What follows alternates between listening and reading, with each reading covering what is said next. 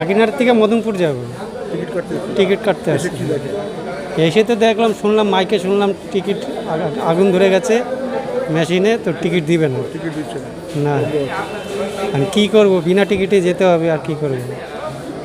মোবাইলও নেই যে মোবাইলে আমি টিকিট কাটব। অনেক লোকই রিটার্ন গেছে, টিকিট পায়নি। আমিও এখন কি করবো, এই অবস্থায় যেতে হবে। ভোগান্তি তো অবশ্যই, এই বৃষ্টি বাদলার দিনে।